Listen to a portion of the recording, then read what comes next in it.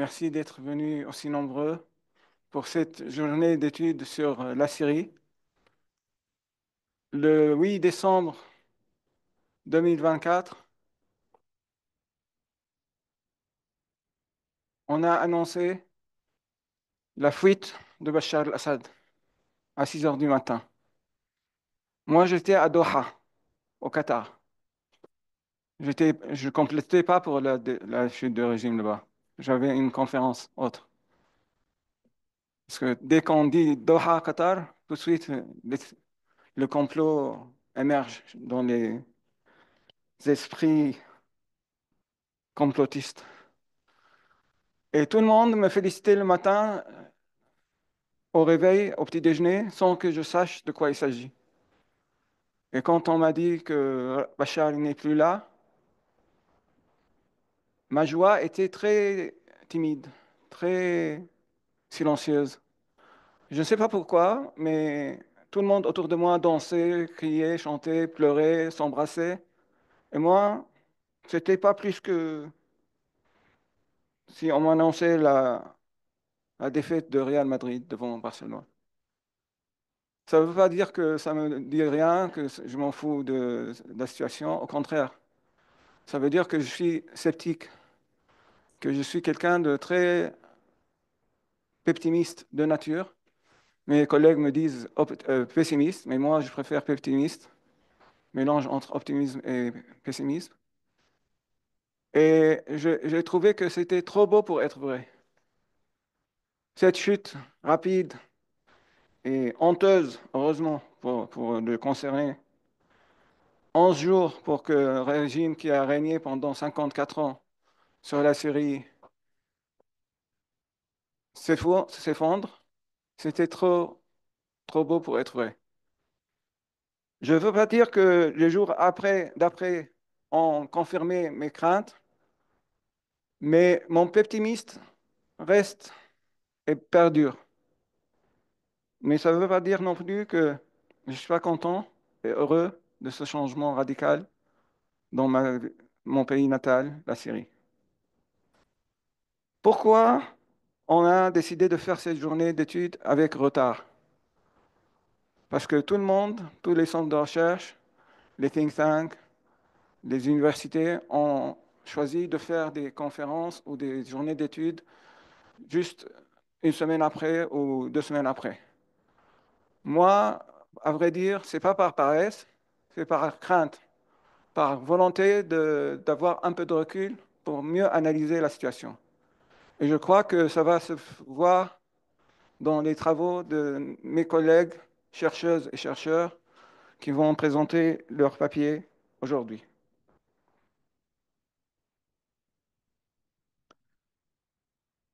Une question qui se pose aussi, pourquoi on a choisi l'angle de l'Antiquité et l'archéologie pour commencer cette journée? Moi, j'étais très proche de ce milieu pour des raisons familiales et de choix personnels.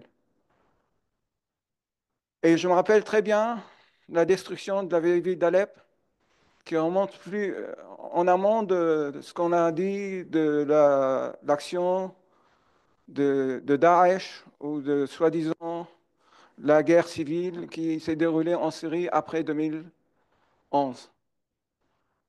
La vraie destruction du patrimoine syrien a bien commencé avec le régime du Baas, et notamment avec le régime Hafez al-Assad. La vieille ville d'Alep a été détruite par une volonté politique. On a détruit toute une bonne partie de la vieille ville d'Alep. Cette vieille ville, un jour, j'accompagnais une personnalité américaine importante. Et quand je lui ai parlé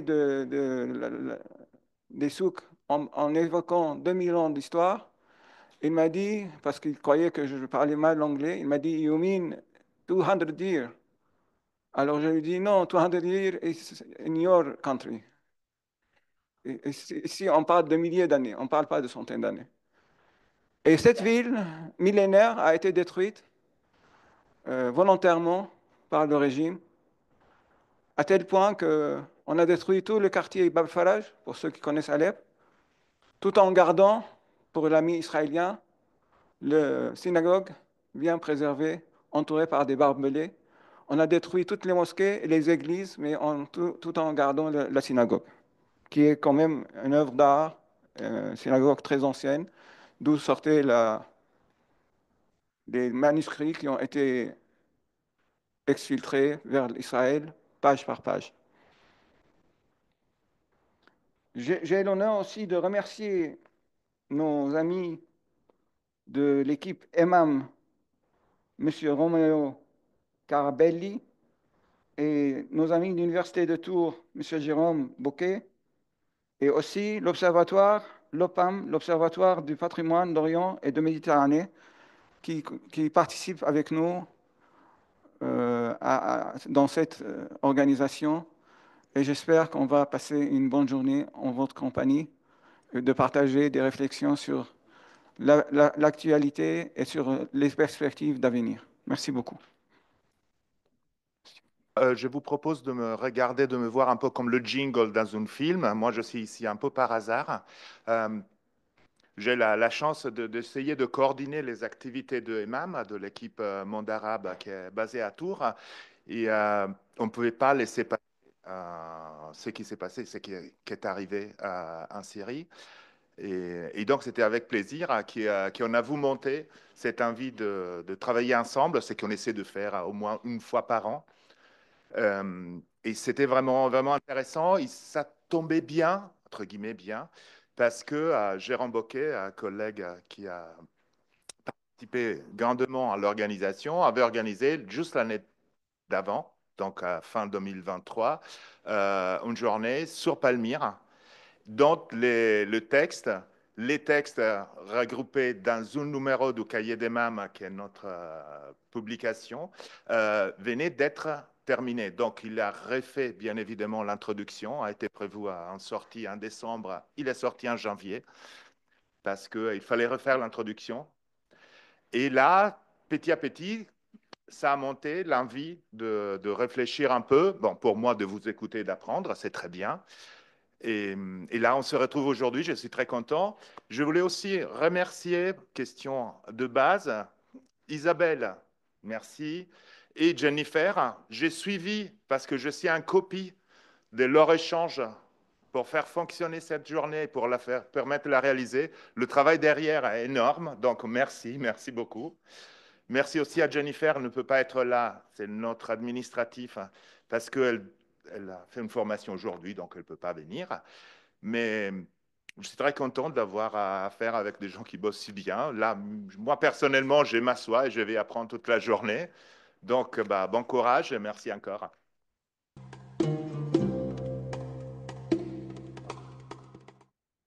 Bon, ben, bonjour à tous, on ne va pas perdre de temps. Je remercie les organisateurs de m'avoir invité et en particulier, je crois que c'est dû à Jérôme Boquet, puisque j'étais dans cette table ronde qu'a évoqué le précédent orateur sur Palmyre, donc il y a un peu plus d'un an. Donc, on m'a demandé de modérer ce panel numéro un sur le patrimoine et sur les enjeux de la préservation, les enjeux liés à la chute du régime, la préservation et la coopération éventuellement pour poursuivre des programmes archéologiques.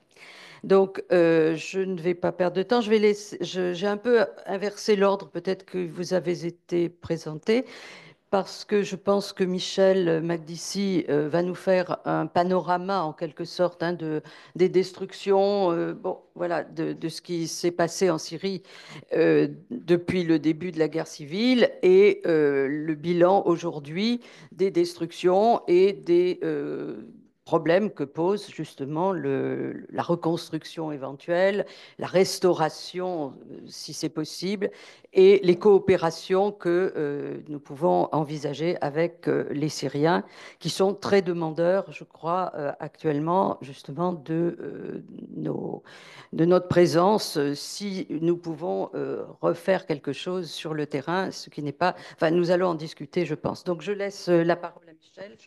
Alors, je vais juste, vous le connaissez tous, hein, peut-être deux mots sur Michel, donc, qui a beaucoup œuvré en Syrie avant la guerre civile dans des programmes archéologiques divers et dans des directions de programmes, qui aujourd'hui est chercheur au département des Antiquités orientales du musée du Louvre, qui s'occupe des archives archéologiques laissées par les acteurs du mandat en Syrie et aussi au Liban, donc dans la zone syro-lévantine.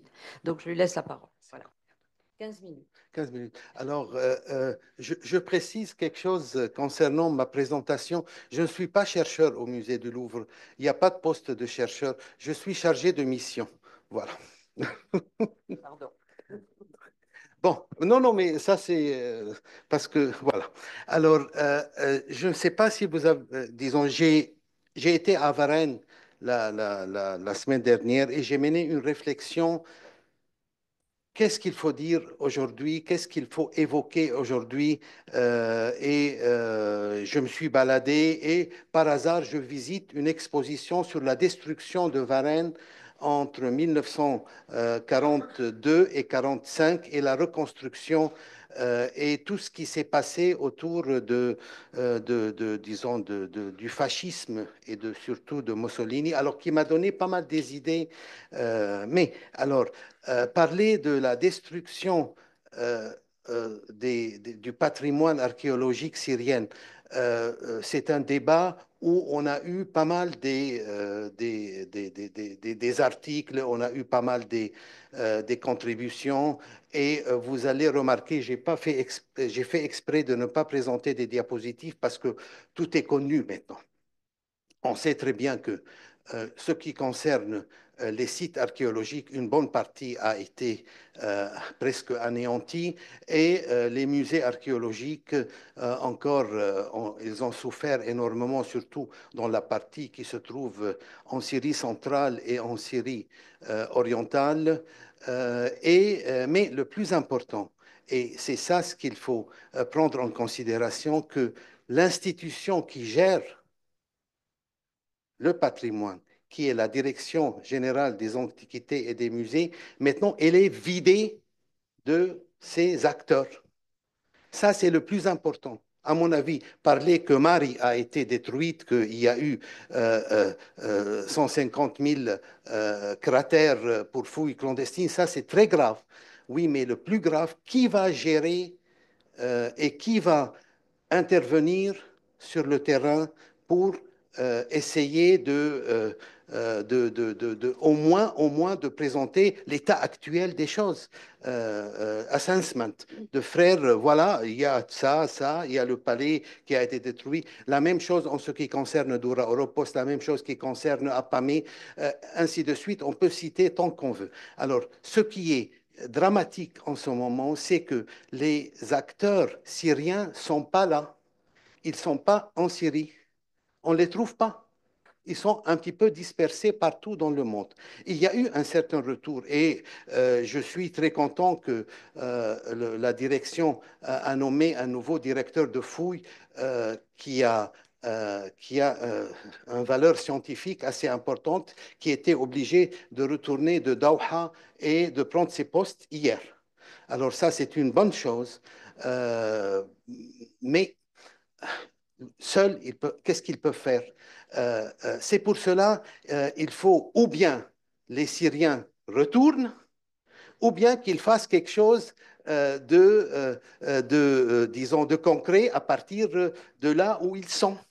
De là où ils sont. C'est pour cela. Alors, la destruction passe par une phase, ce qu'on a, je peux appeler la post-destruction.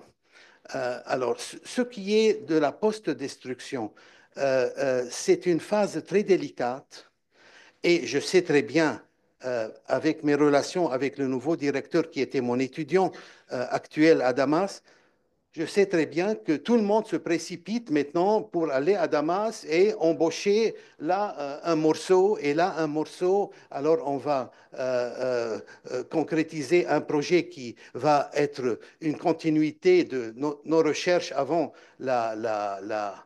la guerre civile, etc., etc. Ça, ce n'est pas du tout un schéma raisonnable pour bien réfléchir qu'est-ce qu'on va faire, qu'est-ce qu'on va mener sur le plan théorique et sur le plan pratique sur le terrain. Alors, le plan théorique, ça manque pas.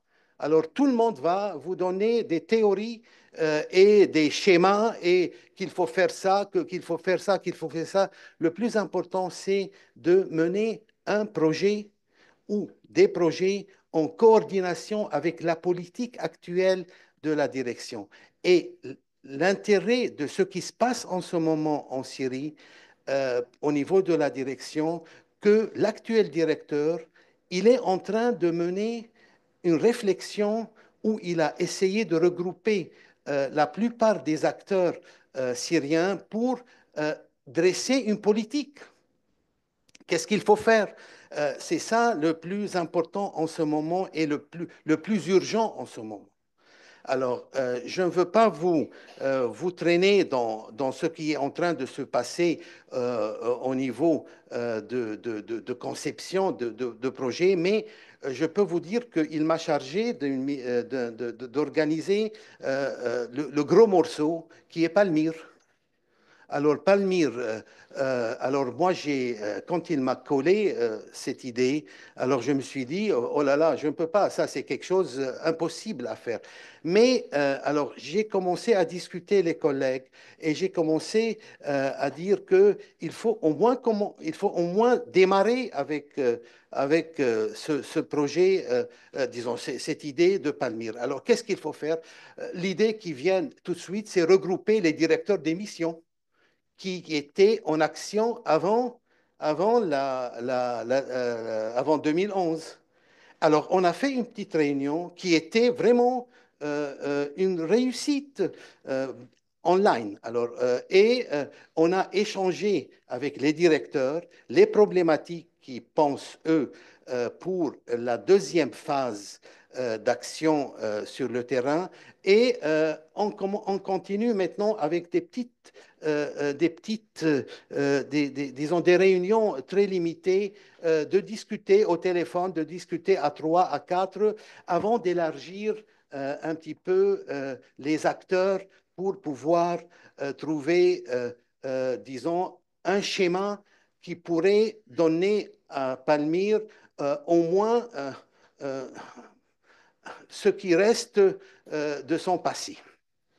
Alors, alors, ce qui était le plus dur dans toutes ces discussions, c'est trouver le financement. Alors ça, c'est tout le monde était dans disons, il a posé cette question et certaines missions ou certains pays dans certaines missions, ils ont essayé depuis de trouver un financement, de faire une réunion dans un pays en Europe pour regrouper certains acteurs avec les directeurs des missions et ainsi de suite. Alors, ce que j'ai donné, moi, comme axe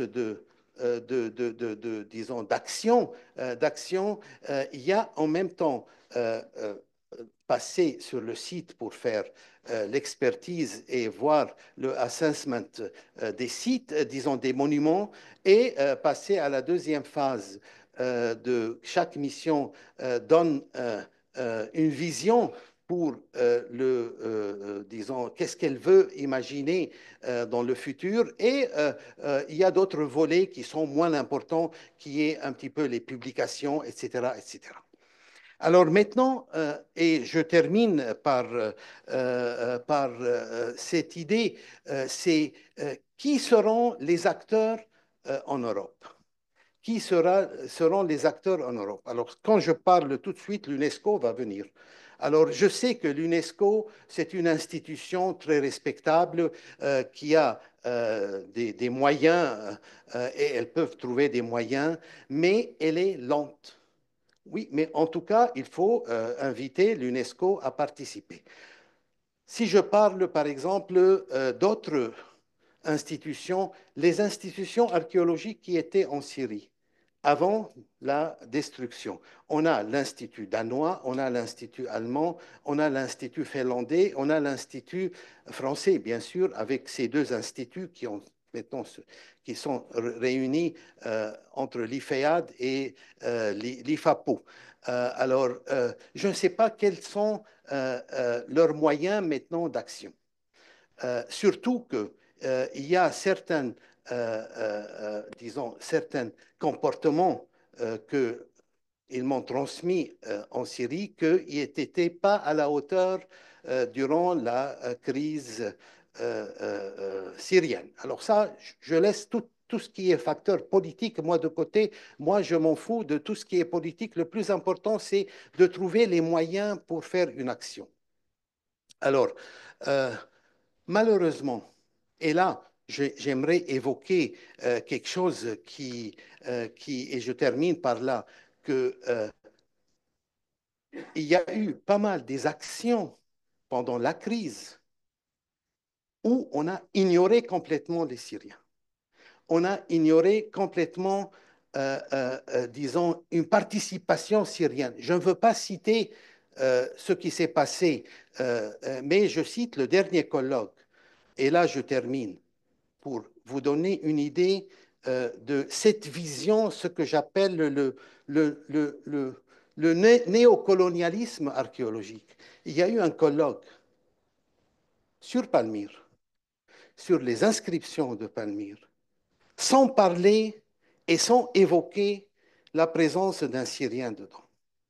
Vous pouviez imaginer comme c'est vexant. Moi, je ne suis pas ni spécialiste de Palmyre, je travaille sur les époques anciennes, mais parler de l'épigraphie de Palmyre sans évoquer deux, trois personnes qui ont joué un rôle dans cette affaire de Palmyre. Et là, je ne cite pas des noms secondaires. Je peux citer l'émir Ja'far al-Hassani, je peux citer Nassib Salibi et surtout Khalid al-Assad, où ils ont joué un rôle. Je sais très bien, ils n'étaient pas spécialistes du premier niveau comme les spécialistes présents dans ce colloque, mais ils ont joué un rôle pour évoluer les recherches à Palmyre et les recherches sur les inscriptions palmyréniennes. Je ne dis pas ni grec ni latin.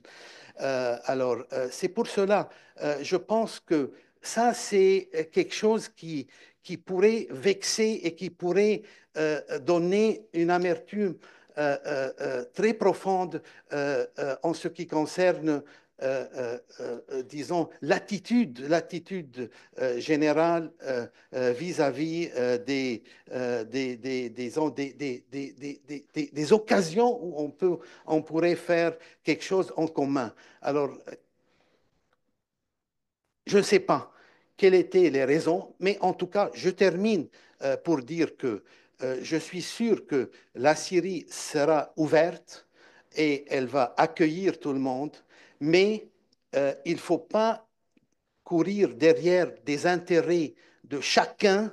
Il faut qu'on soit inclus dans un programme, dans une politique générale de reconstruction du pays, de reconstitution du patrimoine archéologique, que ce soit par étape, qu'on soit une des étapes ou une partie d'une étape. À mon avis, ça sera plus profitable pour la Syrie et pour tout le monde. Et je vous remercie. Bon, merci Michel Magdici de cette réflexion. Le colloque dont vous avez parlé, c'est celui qui qui a été organisé par l'Académie des inscriptions et belles-lettres il y a de cela 2 mois ou quelque chose comme ça, je me souviens. Bon, voilà. Bon, ce que vous venez de dire m'explique que les raisons de votre départ assez rapide du colloque. Je me doutais des raisons parce que effectivement, moi aussi, je vais remarquer qu'il n'avait pas été fait de place dans ce colloque sur les épigraphistes à Palmyre, au rôle qu'avaient pu jouer effectivement un certain nombre de vos compatriotes. Bon, c'est bien d'avoir souligné aussi le problème de la réflexion et du financement de ce que l'on peut faire effectivement pour aider les Syriens. Je sais que, par exemple, à Palmyre, dont vous avez parlé, les, les gens qui s'intéressent donc au site ont constaté sur place qu'il n'y avait personne pour protéger, par exemple, le site. Donc, le site est ouvert à tous les pillages, à nouveau, encore actuellement. Je sais que plusieurs... Alors, on ne va pas accuser les gens de piller parce que quand il y a 90% de la population en dessous du seuil de pauvreté, on peut comprendre qu'ils cherchent à faire de l'argent par tous les moyens, et y compris en faisant des trous pour trouver des choses vendables. Mais, et qu'ils négocient effectivement ce qu'ils ont trouvé avec les gens qui sont sur place pour essayer d'avoir de l'argent. Alors ça pose le problème, évidemment, est-ce qu'on doit acheter des objets volés? Ah, bon, le problème se pose à Palmyre, mais il se pose absolument partout. Moi, je suis en contact avec des gens du sud de la Syrie, du Oran. C'est exactement la même chose. Il sort des choses quotidiennement. Bon, alors, pour en revenir à l'UNESCO, effectivement, on est un peu déçu de la manière dont l'UNESCO prend le problème. Moi, je suis très étonnée de voir qu'il n'y a eu aucune prise de position, aucune prise de parole. Ils avaient créé en 2013 ce panel d'experts. Enfin, nous n'avons jamais, jamais, jamais été consultés. Au point que certaines personnalités importantes comme Michel Gawlikowski ou Andrea Schmidt-Collinet ont démissionné clairement en expliquant pourquoi. Ben, ils ne voulaient plus participer à ça. De fait, bon, moi j'y suis restée, mais honnêtement, quand je leur écris pour leur dire, voilà, on a trouvé telle chose, il faudrait peut-être le protéger, etc., on ne me répond pas. Bon, donc je pense qu'ils ont leurs interlocuteurs précis. Je ne sais pas s'il y a toujours Madame Chakour qui représente la Syrie auprès de l'UNESCO, ce qui est quand même un scandale. Moi, je vous dis les choses telles que je les pense. Bon, cette personne était l'ancienne ambassadrice de Syrie en France, foncièrement bachariste, qui bon, était en même temps ambassadrice à l'UNESCO et qui passait son temps à faire de la contre-propagande, enfin de la propagande, on va dire, et maintenant de la contre-propagande. Donc voilà, alors on devait régler son problème, apparemment il ne l'est pas. Donc si elle est toujours conseillère auprès de l'UNESCO, ça ne m'étonne pas qu'il ne se passe rien. Bon, voilà. Alors, quant aux instituts, bon, effectivement, il faudrait qu'ils aient de l'argent. Et comme ils n'ont déjà pas d'argent pour faire publier, j'ai du mal à penser comment ils vont faire. Bon, il y a le CNRS, évidemment, aussi. Peut-être que vous allez en parler, que Pierre-Marie va en parler.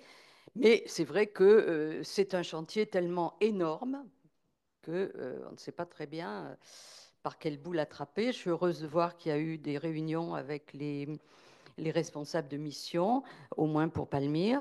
Bon, je ne sais pas si ça a été fait pour d'autres secteurs de la Syrie. Je sais que, bon, on est très inquiet sur des sites qui sont pour l'instant encore inaccessibles, que ce soit Marie ou Doura Europos. Bon, donc c'est vrai que le bilan pour l'instant est quand même assez pessimiste. Salam nous a dit qu'il était pessimiste sur un plan général, mais c'est vrai que sur le plan de la sauvegarde du patrimoine archéologique, bon, on aimerait qu'il y ait un peu plus de prise de position. Et maintenant, il y a peut-être aussi, ça je ne sais pas où on en est, la levée des sanctions culturelles parce que l'Union européenne avait interdit d'avoir des contacts, y compris culturels, avec le régime précédent. Donc je ne sais pas si ces sanctions-là ont été levées, si on peut à nouveau faire des missions. Est-ce qu'on a le droit, moi je crois que les gens qui sont au CNRS n'ont pas le droit de toute façon pour l'instant de demander l'autorisation de partir en Syrie. Donc tout ça est suspendu évidemment à sans doute une régularisation de la situation politique qui inquiète, bon, peut-être à juste ou à mauvais escient, mais bon, pour l'instant, nous sommes dans l'expectative. Bon, donc je vais laisser la parole maintenant. Oui, pardon. Merci, Madame Sartre. Alors, en ce qui concerne l'UNESCO, moi, j'étais très gentil quand j'ai parlé, disons, mais normalement, je suis très, très dur pour l'UNESCO et j'ai fait ça dans 2 interviews dans le temps. Je ne veux pas reprendre tout ça. Mais en ce qui concerne les levées des sanctions culturelles, je pense que ce que je trouve étonnant, qu'il y a pas mal des délégations allemandes, polonaises, italiennes, hongroises, non hongroises, non, tchèques, et quoi encore, espagnols bientôt, qui viennent rencontrer le directeur, disons la direction générale, que la France qui ne bouge pas. Et ça, je regrette.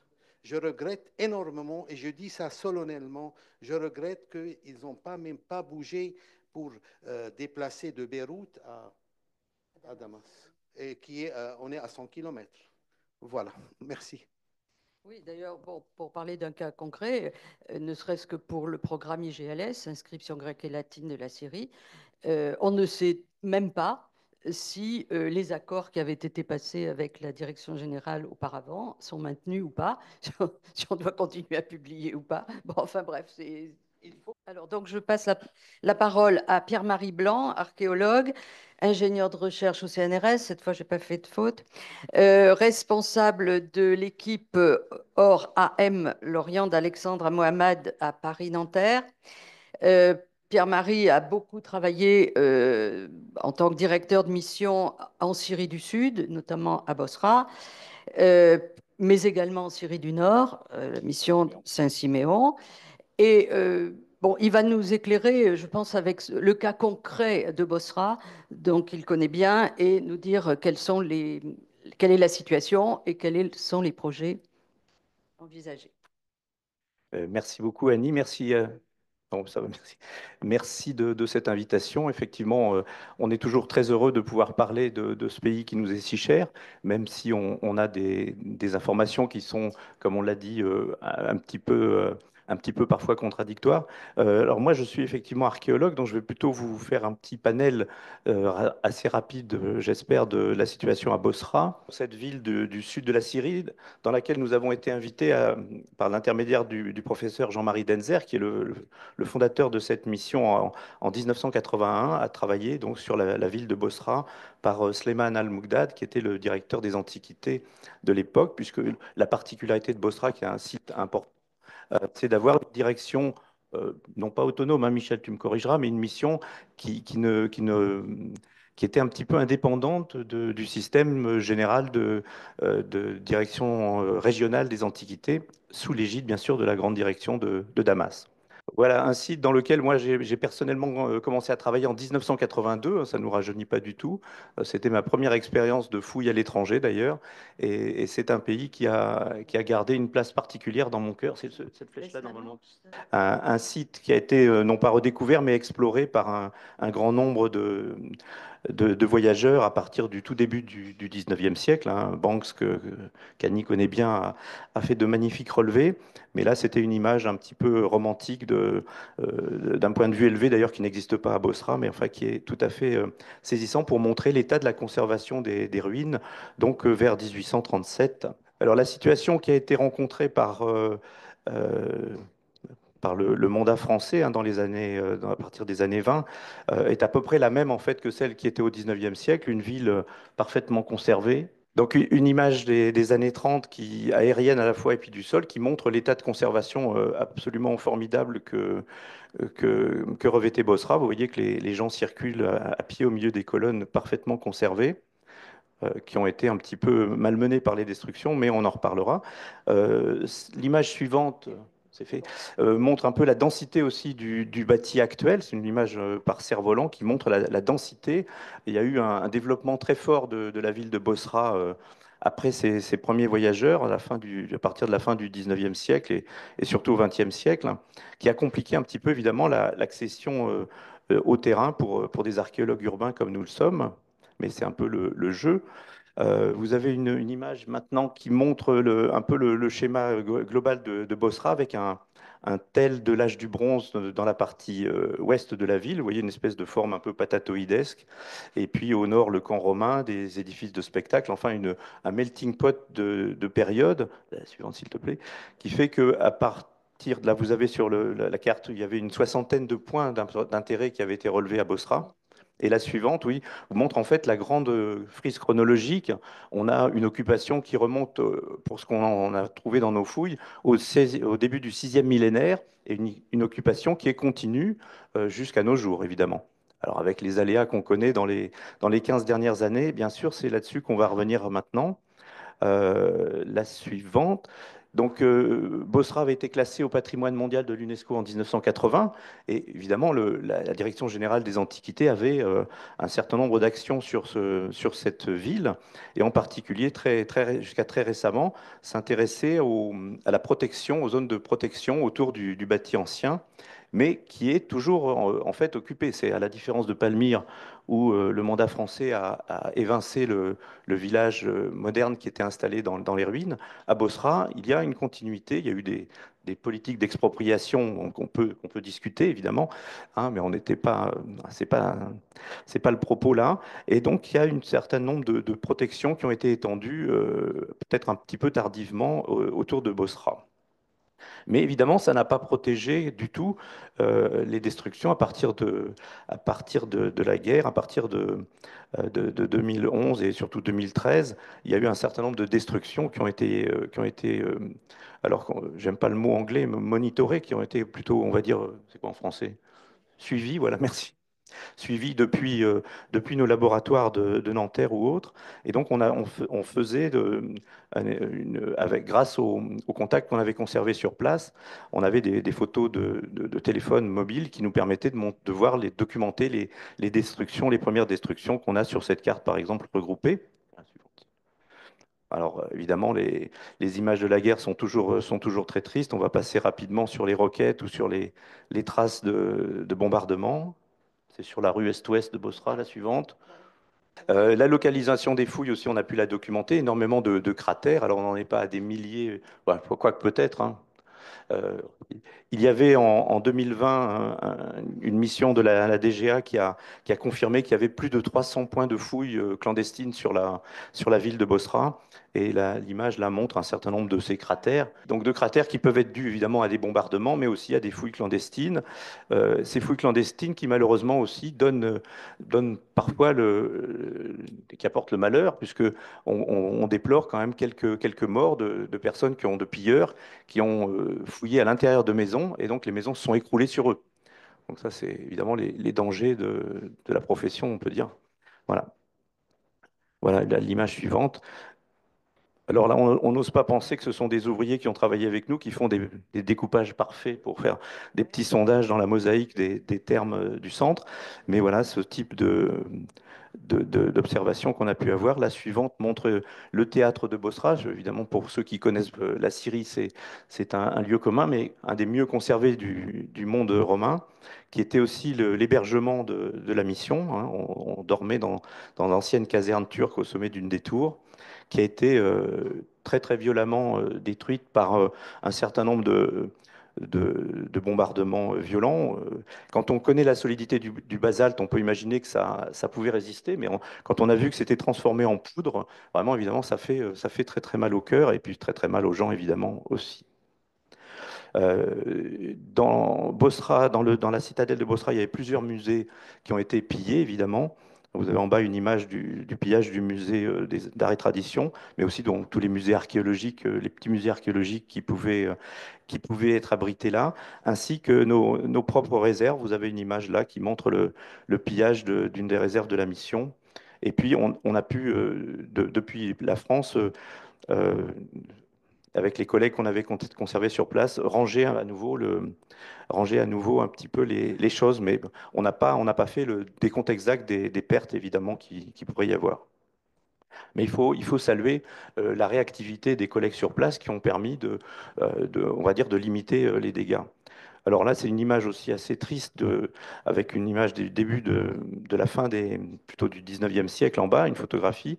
Et puis à droite, l'image après le bombardement. Donc les blocs sont en vrac au pied de cet édifice. Des dommages assez graves aussi aux peintures murales médiévales de la dite cathédrale de Bosra, qui est fouillée par nos collègues italiens. Mais évidemment, tous les monuments, y compris les monuments religieux, comme la mosquée d'Omar, ici ont été profondément impactés par cette guerre aveugle. Et puis des travaux quand même, pardon de montrer, oui, c'est ça. La petite madrassée aussi, ici, à côté de la grande Birké, du grand réservoir à ciel ouvert, qui a été victime de très fortes destructions. Mais également, évidemment, l'habitat traditionnel et les maisons des habitants. Et là, je ne veux pas imaginer le nombre de décès qu'il y a pu avoir par ces bombardements affreux.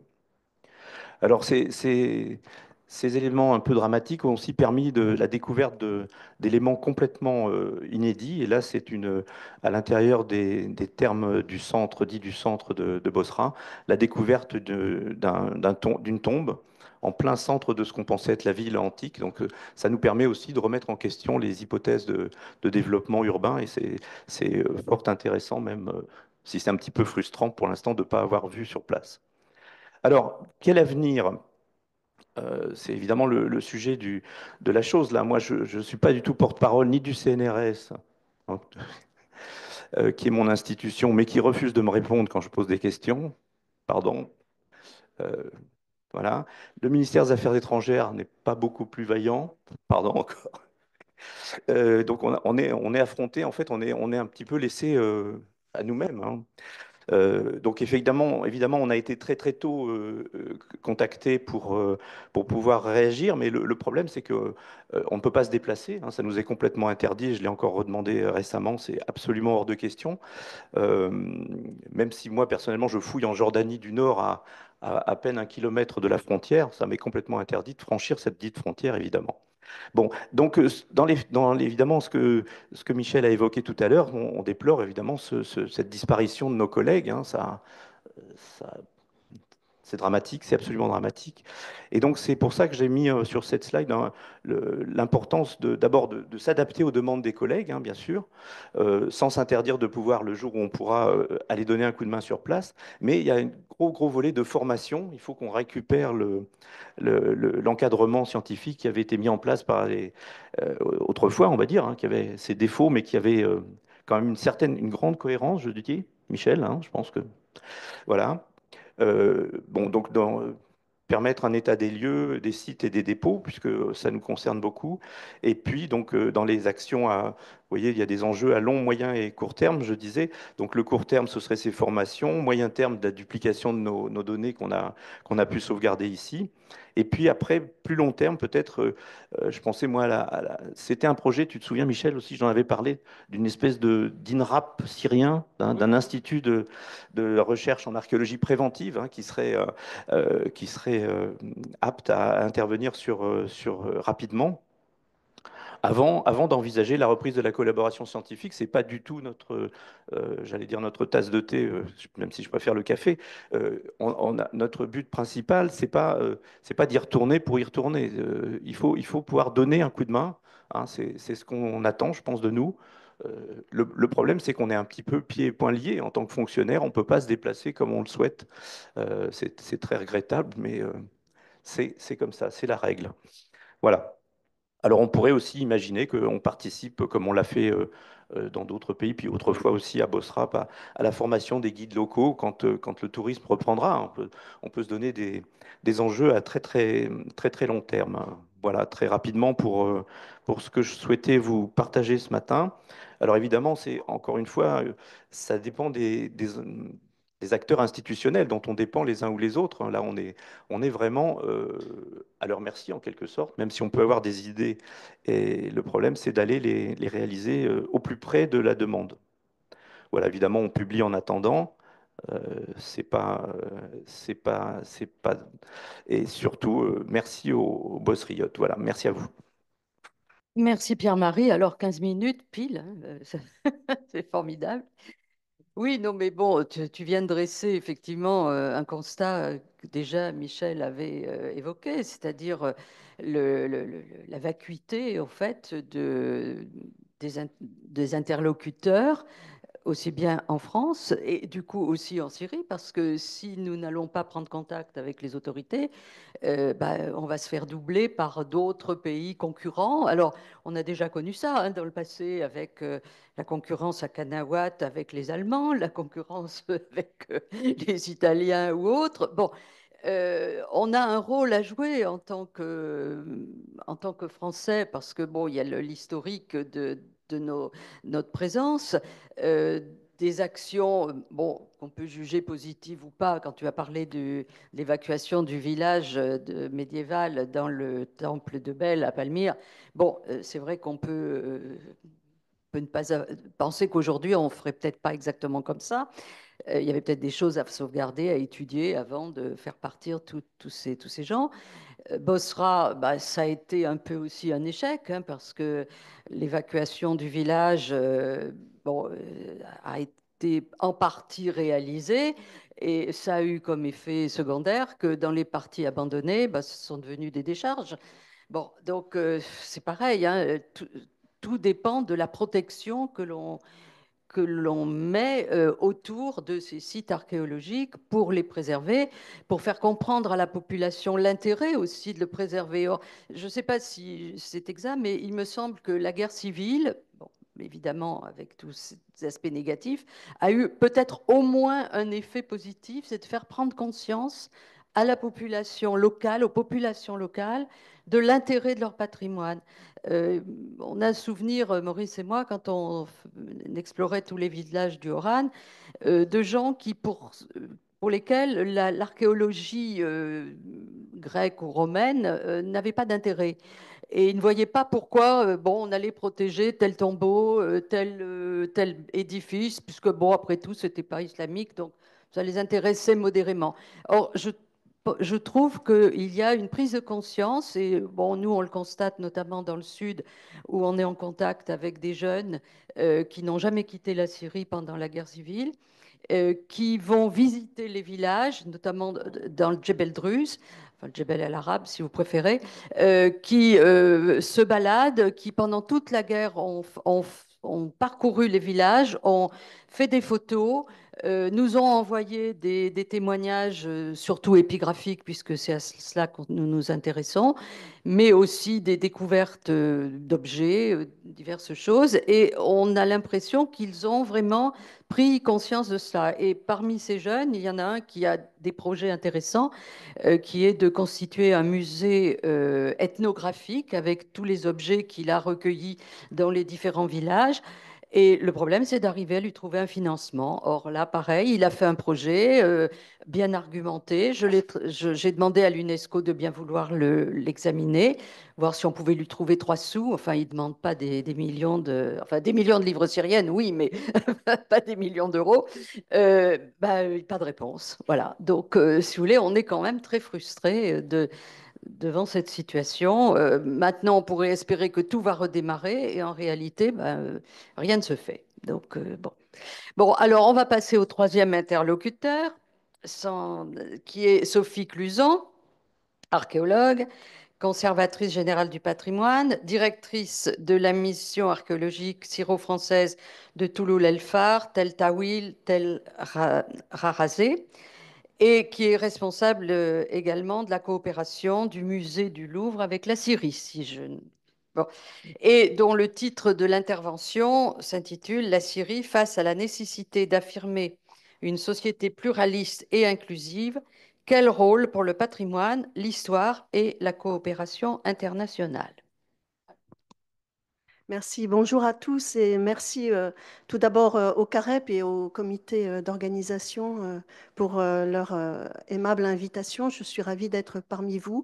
Et bien sûr, je commence avec une pensée particulière pour tous nos amis syriens présents ici ou ailleurs et qui tous sont de facto dans une situation délicate et difficile. Alors, mon intervention est une série d'éclairages ou de points de vue, disons de réflexion que je conduis précaution d'usage, hein. Je ne suis pas syrienne, vous le savez tous. J'en ai une connaissance, et j'en ai voilà, une affection ou une sincérité réelle. Pour autant, je suis française, donc je me place du point de vue vraiment de quelqu'un d'étranger qui regarde, qui réfléchit avec, qui essaye d'avoir une bienveillance et d'avoir un regard syrien sur l'avenir de notre domaine. Je vais lire mon texte, si ça ne vous ennuie pas, parce que je ne me fais pas confiance et j'ai peur de partir voilà, dans des, non pas 15, mais 30 minutes facilement. Donc, oui, mais à ce moment-là, j'aurais... Bon, enfin bref. Donc, j'aborderai 4 points qui sont donc ces réflexions et peut-être aussi des bases de discussion pour nous tous. Tout d'abord, pour souligner l'importance structurelle du patrimoine du territoire syrien pour l'avenir de la Syrie et sa société pluraliste. Poser la question d'un changement de paradigme au pluriel. Aborder aussi une demande d'Annie, l'action concrète et ses conditions, en prenant l'exemple des musées ou d'un musée, de ce qui se fait à l'heure actuelle. Et puis, quatrième question, importante à mon sens aujourd'hui, c'est pourquoi y a-t-il urgence à considérer le patrimoine alors que la Syrie souffre de tant de maux vitaux? Alors, l'importance structurelle du patrimoine du territoire syrien, connaître l'histoire de son territoire et savoir l'insérer dans la plus grande histoire humaine est important pour toute personne, hein. J'enfonce une porte ouverte et pour toute nation. Mais peut-être encore plus pour la Syrie, ça c'est voilà, le regard que je peux avoir, qui est le résultat d'une création occidentale qui a imposé un territoire national à des groupes distincts. Depuis la Première Guerre mondiale, hein, vous le savez tous bien sûr, la nation syrienne a dû se définir dans ce cadre territorial, un cadre dont elle a hérité une histoire. Et cette histoire, à l'époque de la création, enfin du mandat, de la création du mandat, cette histoire était pour une partie connue, celle que l'on connaissait, que ce soit l'Empire omeyyade, l'Empire ottoman, les restes gréco-romains qui la montraient, etc. Mais une histoire qui va se constituer au fil du temps par la recherche archéologique extrêmement dynamique et toujours plus dynamique. Et donc une histoire qui finalement a deux, vous voyez, à deux vitesses, avec chaque fois des découvertes importantes, nouvelles, qui viennent enrichir cette histoire voilà, d'un territoire et d'une nation. Alors, nous entendons très souvent dire et lire que le patrimoine a été et est l'objet d'une propagande aux visées politiques, unificatrice, réductrice, et de ce fait porteuse de violence. Si cette analyse est exacte, pour autant, il serait dangereux de gommer l'importance des faits historiques, culturels et religieux, jadis utilisés par le mandat français, puisque nous sommes à la base de cette utilisation politique du patrimoine. Nous avions eu l'occasion il y a quelques années ici d'évoquer la question avec Salam. Donc utilisé par le régime mandataire, puis par le régime autocratique des Assad, vous le savez tous.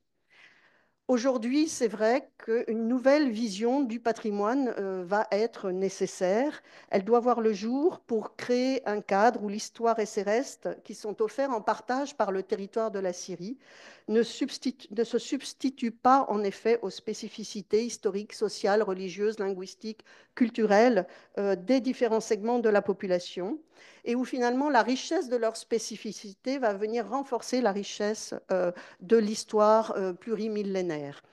Et cette histoire plurimillénaire qui est elle aussi marquée d'ailleurs au sceau de la diversité culturelle, linguistique, religieuse, et donc il y a peut-être là un cas de résonance intéressant. Je vois, moi, la nécessité d'une, ce que j'appelle une double dynamique patrimoniale, c'est-à-dire de ne pas laisser, évidemment, toute cette question de la recherche, de la conservation, la diffusion, la mise en valeur pour les Syriens et pour le monde de cette très longue histoire, mais aussi une dynamique conjointe qui soit tout aussi volontaire, dont l'objet sera d'étudier, de valoriser, de faire vivre et de rendre visible vraiment les spécificités de cette société pluraliste. Donc une double dynamique dont le but serait de conduire à faire rentrer donc en résonance ces deux composantes, hein, ce que donne ce territoire multimillénaire et ce que donne la population elle-même et son histoire, qui, il est vrai, a été très souvent reléguée dans l'ombre. Alors, pour ce faire, et là j'interroge le côté étranger, il me semble que les amis de la Syrie doivent changer de paradigme dans leurs actions. Alors, précaution, évidemment, je ne parle ici et dans ce qui suit que des instances décisionnaires. Mes collègues ont déjà commencé à en parler, hein. Je ne parle pas, évidemment, des professionnels, hein. Je parle des instances décisionnaires, des instances politiques. Depuis des siècles, donc, la France et d'autres pays s'intéressent, vous le savez, bien sûr, à ce qui est devenu le territoire de la Syrie, et bien avant. Nous en connaissons les raisons. La tension bibliste et la présence mandataire ont particulièrement mis en exergue l'histoire et le patrimoine érigés comme des socles de la nouvelle nation. Donc, j'ai eu déjà l'occasion de le mentionner. Sans s'étendre sur les raisons objectives de cet intérêt pour l'histoire de cette région, ou sur les retombées positives de cette politique active de recherche historique, il ne faut pas le remettre en question, cet usage du patrimoine a défié le temps et elle est restée le mandat achevé. Et à la veille de la Révolution, la tendance n'avait pas faibli et la Syrie était un vrai laboratoire de recherche où les pays se pressaient via leurs missions et leurs institutions, assurant parallèlement, ou disons assurément, une présence diplomatique. Ce paradigme de l'usage politique et diplomatique de la recherche est resté le cadre des décisions prises par les pays étrangers en termes de coopération. En France, la quasi-totalité, vous le savez, des décisions d'octroyer les moyens d'une mission de recherche en Syrie se prennent au Quai d'Orsay. Rares sont les institutions qui, relevant d'autres ministères, peuvent se permettre à la marge d'échapper aux exigences de la politique internationale française. La subordination de la coopération française avec la Syrie à la politique ressort pleinement de la très triste histoire de ces 15 dernières années qui a été évoquée déjà, celle d'un abandon imposé par les instances décisionnaires. Ce qui avait été possible sous les Assad ne l'était plus et ne l'est toujours pas, au moment où nos collègues syriens avaient et ont le plus besoin de soutien et de présence. Coopérer, aider, accueillir, soutenir sont restés des concepts inopérants pour les instances politiques, conduisant à des échecs répétés de notre part, des interdictions même, y compris lorsque les actions étaient pensées pour être déployées ici en France, c'est-à-dire hors de toute relation bipartite. Donc c'est encore un autre niveau. Aussi, me semble-t-il, pour construire un meilleur avenir, si la coopération doit se poursuivre, du côté des pays amis, le paradigme de leur implication doit être repensé, notamment pour répondre aux urgences d'aujourd'hui, car nous sommes face à une situation extrêmement dramatique. Ainsi, pour la France, la coopération avec la Syrie est restée principalement, on le sait depuis toujours, une coopération majoritairement de recherche. Les actions d'aide à la protection du patrimoine, à sa mise en valeur et au soutien à la formation, même s'il y a eu des actions, les actions, lorsqu'elles ont pu être menées, ne résultaient pour l'essentiel pas d'une politique française. Elles étaient, comment dire, le fait de collègues qui trouvaient les moyens, autrement, parallèlement à leur mission de recherche, de mener ces actions. Le financement des opérations via la commission des fouilles n'inclut pas, ne peut pas inclure l'aide à la conservation des monuments ou des pièces mises au jour. C'est pour ça que je parle de changement de modèle. Ce qui me semble tout à fait possible si la Syrie redéfinit le cadre de son ouverture à la coopération et que les pays viennent s'inscrire dans des objectifs nationaux ainsi hiérarchisés. Cette expérience a déjà été conduite, je donne juste un exemple, l'appel au sauvetage des sites archéologiques au moment de la mise en eau du barrage de l'Euphrate. Les pays ont répondu. C'était une demande vraiment formulée par la Syrie de protection et les pays ont répondu. Donc, redéfinir ces paradigmes de nos interventions, je crois que ça nécessite aussi, bien sûr, que la Syrie redéfinisse le cadre de son ouverture à la coopération. Alors, pour être un peu plus concrète, maintenant, en prenant l'exemple de musée, inutile d'insister donc sur l'importance du patrimoine syrien, si ce n'est pour dire que sa sauvegarde et sa mise en valeur pour les Syriens reposent sur 3 axiomes déterminants: la quantité, la diversité et surtout l'accroissement continuel, qui est très difficile à maîtriser, hein. Il y a tellement de fouilles et de recherches et de découvertes qu'on a un accroissement continuel, une modification continuelle des choses, auquel s'ajoute aujourd'hui le résultat d'années de destruction. Alors, au-delà des changements de paradigme mentionnés, la situation, me semble-t-il, requiert des moyens considérables, et ça a été évidemment mentionné aussi, moyens financiers d'une part et humains, professionnels de l'autre. Ces moyens ne pourront toutefois être évalués qu'après une campagne, enfin, disons, la hauteur des moyens et des besoins ne pourront être évalués qu'après une campagne de constat d'état des monuments, des sites, des musées, des collections, des archives, etc., du patrimoine immatériel aussi, hein, si important pour la Syrie, campagnes qui vont devoir faire appel à quantité de professionnels et d'expertise complémentaires. Donc, comment réaliser ce constat d'état général avant toute chose? L'exemple du projet de réhabilitation du musée d'Idlib illustre les difficultés devant lesquelles se trouvent les équipes syriennes. Ce projet remarquable, qui répond à l'urgence, montre toutefois la nécessité d'inscrire ce genre d'opération dans un plus vaste projet à l'échelle nationale. Alors, pour parler un petit peu des musées, avant la Révolution, ils étaient déjà très défaillants, avec parfois de graves problèmes structurels des bâtiments. Ne serait-ce que ça, on peut mentionner ne serait-ce que le musée d'Alep, hein. Leur collection souffrait d'un manque de suivi et de moyens humains et financiers. Ça n'est pas une critique, c'est un état de fait.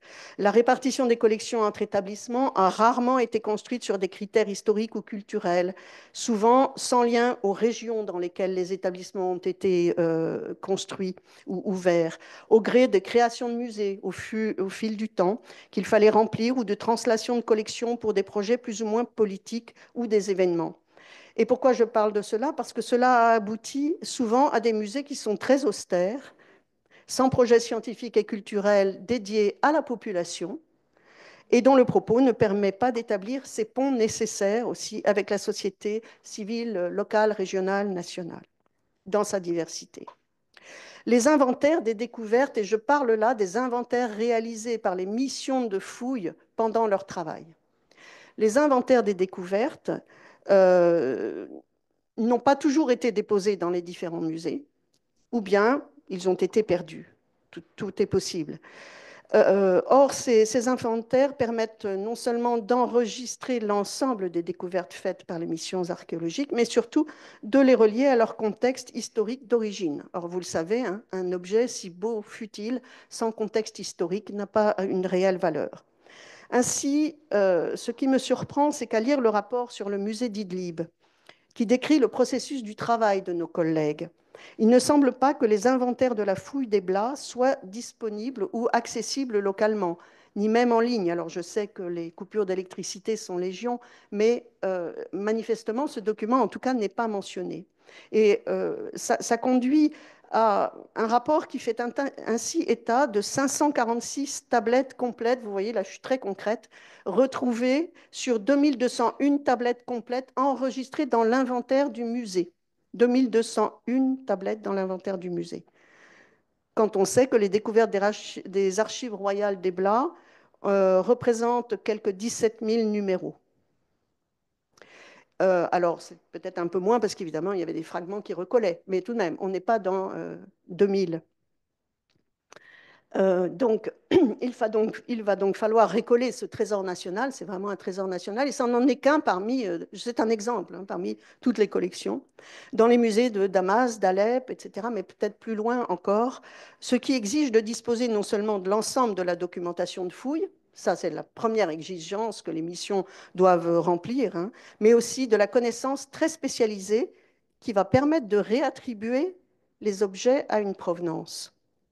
Voir leur numéro de fouille s'ils ne sont pas portés à l'inventaire du musée, ou si l'objet ne le porte pas ou plus, s'il a été cassé par exemple. Et avec toute la bonne volonté du monde, c'est pour ça que j'ai pris cet exemple, ni un archéologue, ni un restaurateur, ni qui que ce soit d'autre, avec toute la bonne volonté du monde, qui que ce soit qui n'a pas une spécialité d'épigraphie, voire même de la langue héblaïte, ne saura pas reconnaître cet objet. Donc, vous voyez qu'il y a un travail considérable à faire et qui montre aussi l'amplitude de la mobilisation des compétences qui va être nécessaire pour faire ne serait-ce que voilà, ce constat d'état-là déjà. Et il faut que la Syrie conduise ce constat d'état sur l'ensemble des sites, des villes, des quartiers, des musées, des monuments, des bibliothèques. Une fois tout cela constaté, évalué et hiérarchisé, comment trouver les moyens de restaurer, de rénover, d'aménager, par exemple, les musées? De telles opérations sont extrêmement onéreuses. Même la France n'a plus les moyens de rénover ses musées. Et je ne mentionne ici que les musées, hein. Voilà, c'était mon exemple concret. Et si l'aide internationale est souhaitable et souhaitée, il faudra que son cadre pour tout cela soit redéfini par la vision patrimoniale nationale repensée et hiérarchisée. Et M. Makdissi vous en a parlé. Mais les pays amis, et moi la question que je me pose est celle-ci, et les institutions du type UNESCO, vous allez dire qu'on en veut à l'UNESCO, seront-ils prêts à jouer cette nouvelle partition et à inscrire leurs actions dans le cadre des nécessités syriennes et non plus dans celui d'assurer une présence diplomatique brillante grâce aux découvertes réalisées? C'est une question qu'il faut vraiment se poser. Et ce sont donc d'énormes défis matériels, humains et politiques qui attendent la Syrie d'aujourd'hui, ou disons qui ne l'attendent pas, qui sont devant elle. Mais dans tous les cas, ce que je voudrais dire aussi en tant que Française, les tentatives de négociation parallèles par les chercheurs pour reprendre leurs travaux là où ils en étaient doivent être tempérées par l'éthique qu'exige la situation. J'ai confiance personnellement dans le fait que nous pourrons être utiles et que nous devrons nous engager, pourvu que nous prenions conscience des enjeux de la Syrie dans une approche humaniste et éthique de nos travaux. Alors, pour finir, une question pour agiter un petit peu tout le monde. Pourquoi parler du patrimoine alors que la Syrie souffre de tant de maux? Parce qu'avec un usage adéquat, il est, et cette double dynamique évoquée, mais qui est à réfléchir, et les Syriens évidemment le font, il peut servir de socle au respect pardon, excusez-moi, du pluralisme de la société et à l'inclusivité. Parce qu'il marque aussi, ce patrimoine, la place de la Syrie dans le monde. Et c'est important. Et ça n'est pas une propagande que de le dire, c'est une réalité. Parce qu'il a un fort potentiel économique et il faut aussi aborder ces choses-là. Et sans aboutir à un usage inadéquat de ce patrimoine, en restant tout à fait attentif à ce qui en fait le caractère exceptionnel. Alors là, on ne sera peut-être pas tout à fait d'accord, c'est à savoir sa non-muséification et son usage, je dirais, presque quotidien aussi au sein des villes, des villages, etc. Alors ça crée des transformations, mais en même temps, ça lui laisse ce caractère vivant et cette caractéristique du pays qui semble être un livre d'histoire à ciel ouvert, hein, où toutes les périodes et les restes se croisent. Donc ça, ce sont des choix importants à faire. Est-ce qu'on veut muséifier ce patrimoine? Est-ce qu'on veut l'enfermer par rapport à ce qu'il a toujours été, c'est-à-dire partie intégrante de la vie en Syrie? Une étude, en tout cas, sur les retombées économiques du patrimoine, et je vais finir sur des chiffres dans l'économie pour démontrer l'intérêt de la relative urgence qu'il y a à considérer en réalité cette question. Alors, les chiffres sont anciens, mais ça donne tout de même le cadre. En 2009 et 2010, les chiffres du tourisme, qui est un tourisme principalement culturel en Syrie, laissaient apparaître une augmentation respective du nombre de visiteurs de 12% pour 2009, 40% pour 2010. En 2009, le tourisme a représenté 11,5% du produit intérieur brut. En 2010, le tourisme a généré plus de 7,6 milliards de dollars. La Syrie a enregistré l'ouverture de 42 hôtels et 180 restaurants supplémentaires, représentant un investissement de 322 millions de dollars. Pardon de vous assommer avec tous ces chiffres, mais je crois que c'est utile. Ce sont des études, hein, les retombées économiques du patrimoine qui sont menées partout, hein, où il y a des sites, des musées. C'est ce qui justifie aussi le soin apporté à ces endroits, parce qu'à ces chiffres s'ajoutent toutes les retombées pour les commerces, pour les transports, pour les artisans dans le cas de la Syrie, etc. Donc, je crois que c'est important de se poser la question, malgré le fait qu'effectivement, on pourrait se dire que le patrimoine n'est pas une urgence vitale. Pour terminer sur une note positive, comme l'ont dit mes collègues, nous sommes nombreux à être prêts pour aider au mieux nos collègues et amis syriens, mais il me semble utile en effet à ce stade de penser avant tout à cet état des lieux et à cette définition nationale d'une politique sur le patrimoine et à l'aide pour se faire dans le cadre d'une politique syrienne. qui doit, à mon sens, pour ce qui nous concerne, être responsable avec une approche éthique de notre coopération. Voici les points que je voulais évoquer devant vous aujourd'hui et merci. Bon, eh bien, merci Sophie pour cet exposé extrêmement complet et plein de prospectives.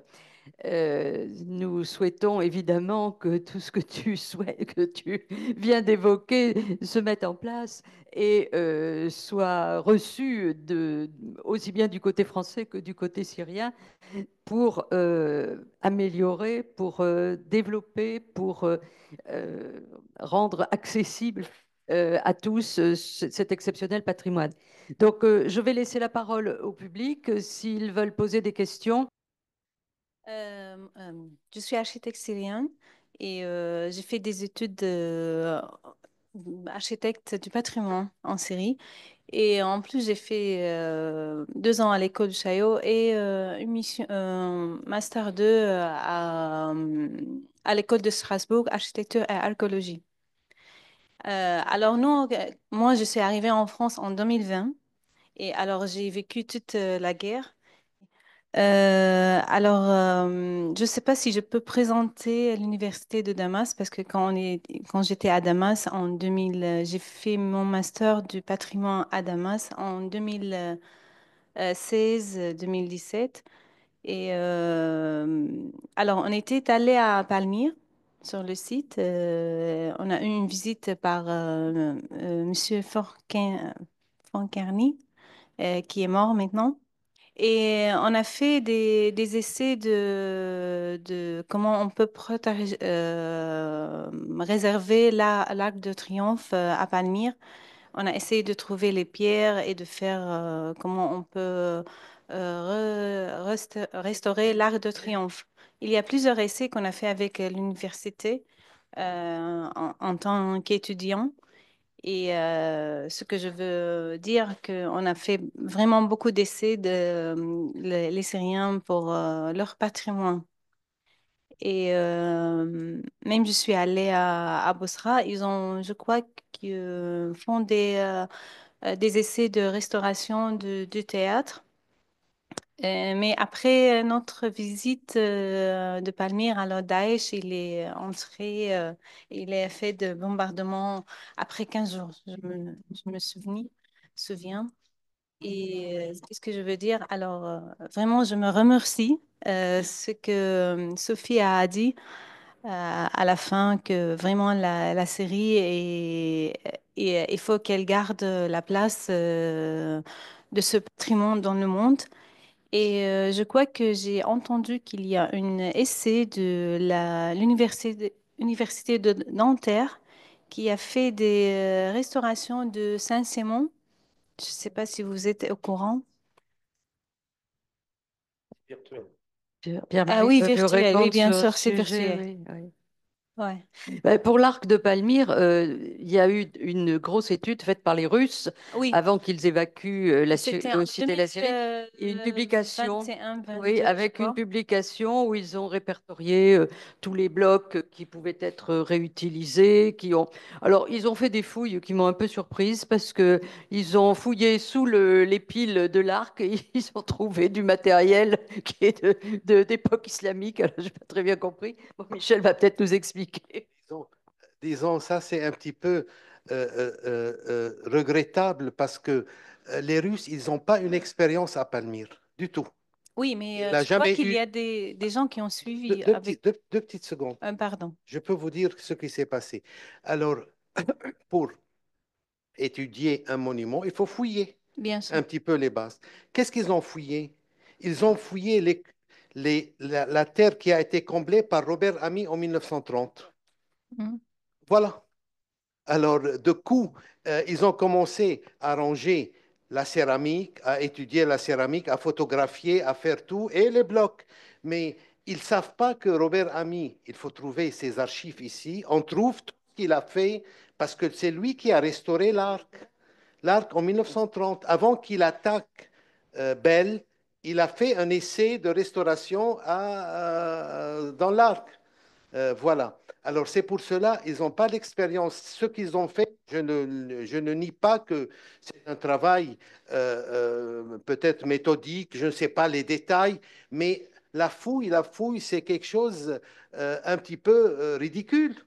On fouille disons, la terre qui a été comblée par Robert Ami en 1930. C'est pour cela on trouve sur le fil de la céramique. Peut-être on trouve des choses de 1900, des bouteilles de vin, non pas à cette époque.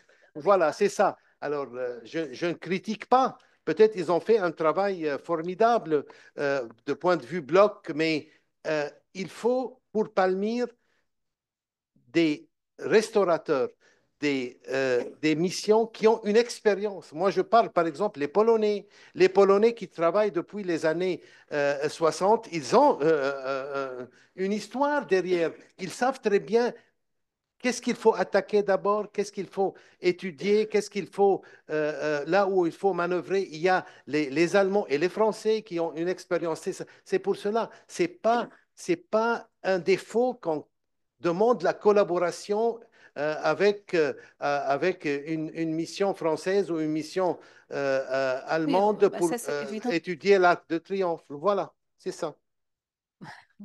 Merci. Est-ce qu'il y a d'autres questions sur ce qui a été abordé? Il y a l'association Ecomos qui commence. Oui, alors, c'est On n'a pas parlé d'Ecomos. plus savamment, l'ICOMOS. Tu veux dire deux mots?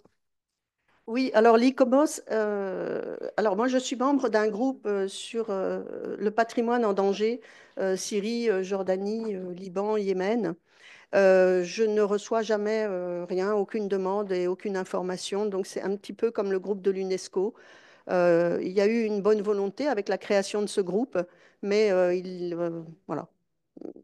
Il y a eu une réunion ou deux, quelques interventions à l'école d'architecture justement de Chaillot, mais c'est tout. Voilà.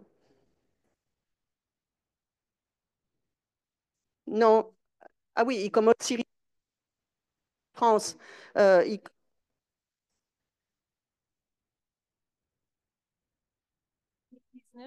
2019 avec j'ai oublié le nom. Samir Abdulhak.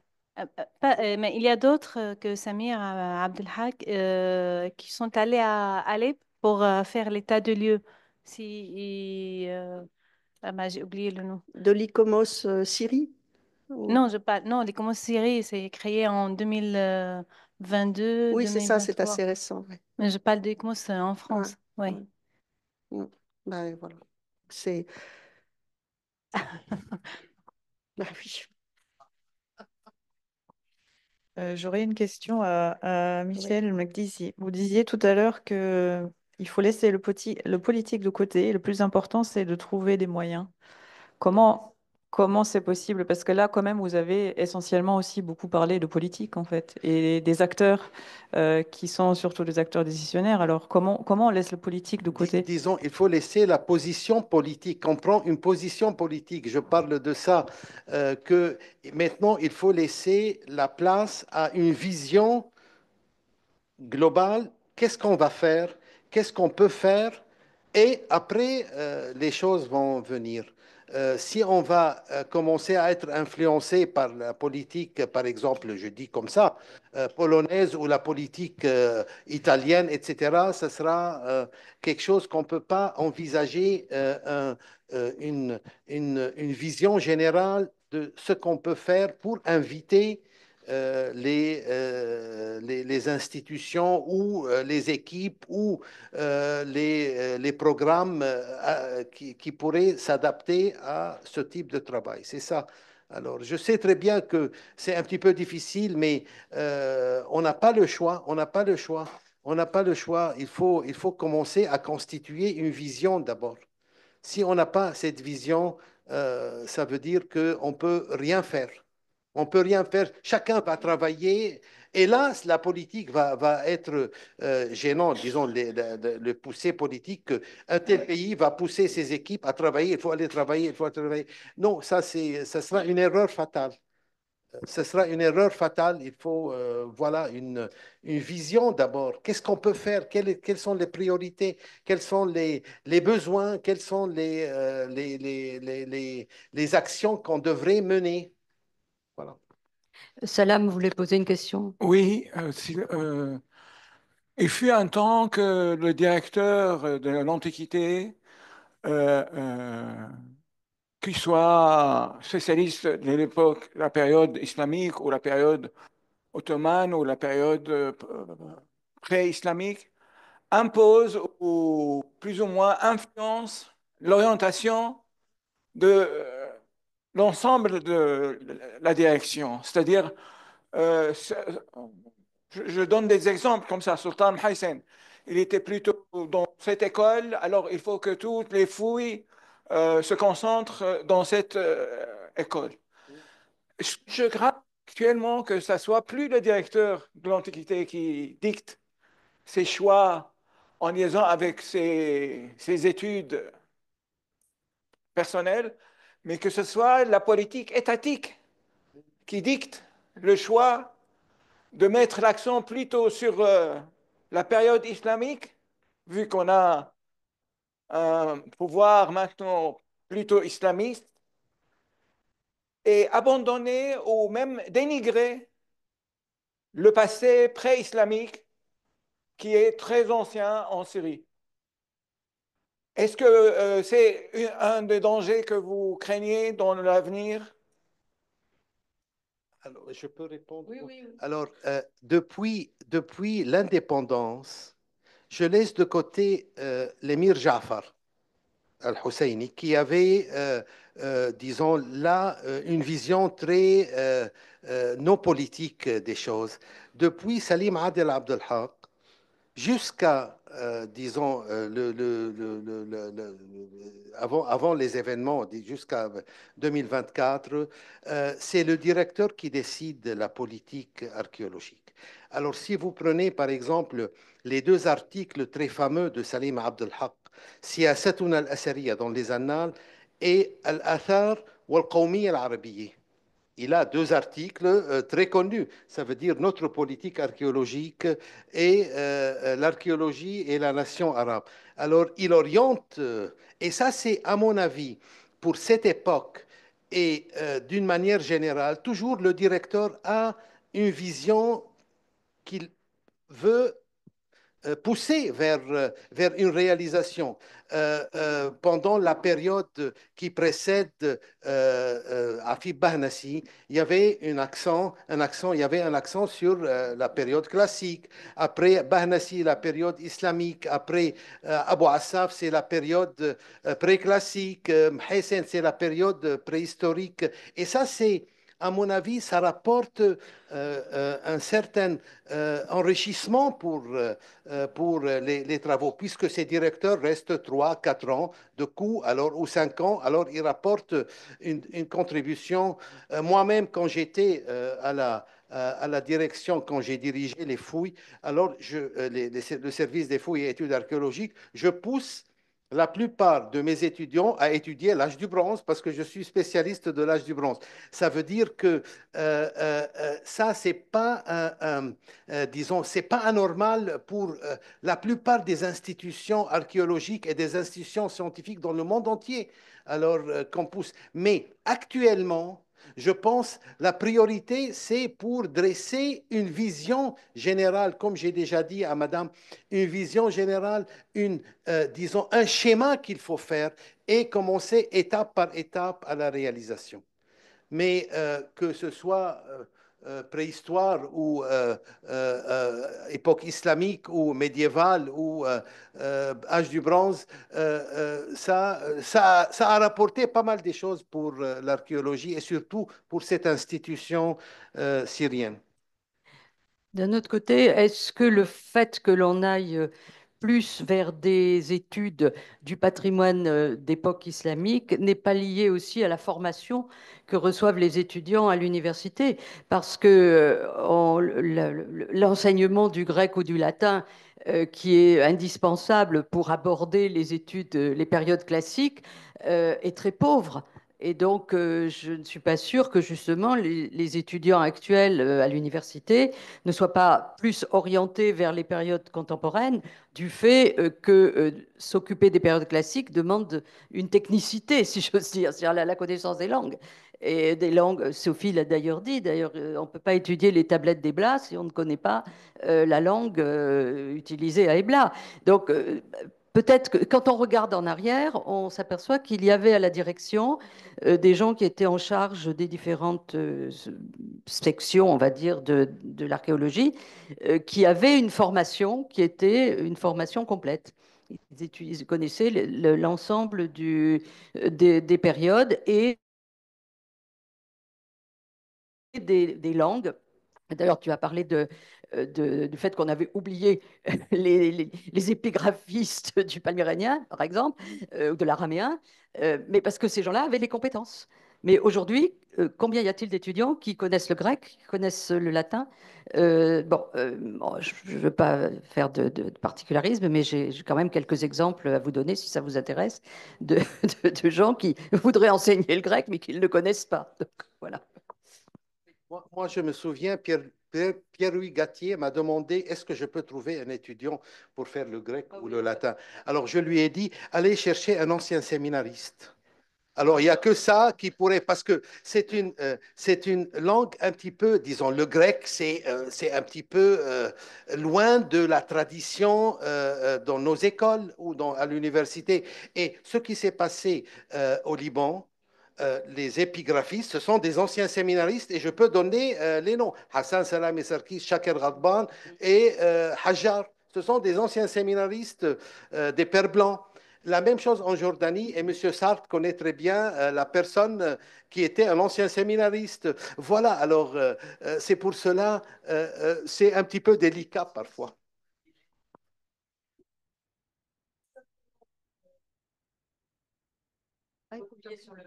Excusez-moi. Simplement pour aller dans le sens de Salam tout en me posant la question, parce que je n'ai pas toute l'information, mais le département d'art islamique du Musée national de Damas doit rouvrir à la fin de l'année. C'est ce choix-là qui a été fait. Alors, est-ce qu'il a été fait parce que les autres ont été déménagés, que ça représente, voilà, les collections ont été bougées, ça représente trop de travail ou je ne peux pas répondre. Mais effectivement, bon, c'est vrai que c'est ce département qui a été choisi. Enfin, moi, personnellement, je n'y vois pas de problème. Mais ce que je voudrais aussi dire, c'est que sur cette question de la spécialisation, qui est une chose évidemment très importante au moment où on travaille et au moment où on va faire ponctuellement, vraiment voilà, sur la table de travail ou sur le chantier quelque chose. C'est très important. Pour autant, il faut une spécialisation sur les questions du patrimoine en général, parce que là, on parle d'archéologie, mais le patrimoine, c'est beaucoup plus large que l'archéologie, hein. Et donc, il faut vraiment se mettre à ce métaniveau de la question patrimoniale qui est gérée par la direction des antiquités. Et ça, ce n'est pas une question de spécialisation dans l'islam ou l'âge du bronze, etc. C'est une question de spécialisation dans les questions patrimoniales et dans l'approche qu'on va avoir avec les différentes disciplines, architectes, spécialistes de l'architecture de terre, spécialistes de la pierre, etc.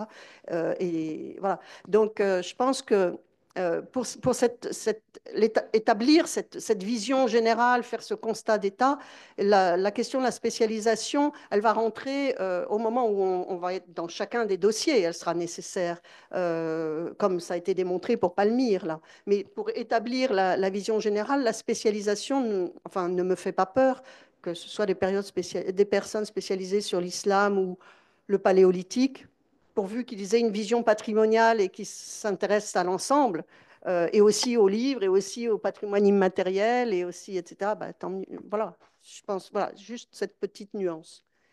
Il y a des questions sur Zoom si vous souhaitez répondre. Je vais vous lire rapidement. Madame Ismahani Chiri, étudiante qui travaille sur le classement et l'inventaire des fonds de Solange Horry. Elle se demande si vous avez entendu parler aussi, il y a des projets de travail pour archiver, ou en tout cas, vous avez entendu d'autres projets qui voudraient parler de la richesse de ce fonds. Voilà, Monsieur Yanis Bellage qui qui demande ce qui a été mis en place pour récupérer ou essayer de récupérer les objets volés et revendus sur les marchés noirs? Existe-t-il un travail ou une mission de grande ampleur, notamment avec l'aide de l'UNESCO, ayant cela pour objectif? Et est-ce au moins une priorité pour le moment? Voilà. Bon, alors moi, je laisse la parole à qui veut répondre sur la première question. Pour la deuxième question, la récupération des objets volés, Interpol y travaille. Et on a eu une conférence d'ailleurs à laquelle Michel a participé par Zoom à l'Académie des sciences d'outre-mer l'année dernière, où sont intervenus des inspecteurs de police, des gens d'Interpol, qui ont expliqué qu'effectivement, ils traquent les objets dans la mesure de leurs moyens, parce que, encore une fois, il faut qu'on sache où sont les objets. Mais régulièrement, il y a effectivement des demandes d'expertise d'objets qui sortent sur le marché pour savoir si on peut les identifier, s'ils sont authentiques ou non. Bon, il y a beaucoup de faux qui circulent, hein, il ne faut pas se faire d'illusions, mais il y a des objets qu'on retrouve effectivement de façon tout à fait étonnante à Londres, qui étaient à Palmyre dans les années 30, quand Ingold, par exemple, le Danois Ingold fouillait, et qu'on a retrouvé chez un antiquaire de Londres récemment. Donc, comment le couvercle de sarcophage dont il était question, parce que c'est quand même pas des petits objets, hein. Une tablette, bon, ça se met dans une poche, ça se revend, mais un couvercle de sarcophage palmyrénien, ça pèse quelques tonnes. J'ai eu l'exemple d'un linteau qui était à Nawa, dans le sud de la Syrie. Alors, très amusant d'ailleurs l'histoire du linteau de Nawa, parce qu'il a des chandeliers à 7 branches sculptés. Et l'objet, nous on l'a vu dans le Horan, on l'a photographié dans les années 70. Il a été repéré à Londres, donc il y a 3-4 ans. Et c'est le Qatar ou le Bahreïn qui a négocié le retour du linteau en Syrie. Et il y a eu une grande manifestation au musée de Damas pour la récupération du linteau au chandelier à 7 branches. Alors bon, c'est assez amusant parce qu'on a fait beaucoup de publicité pour ce linteau.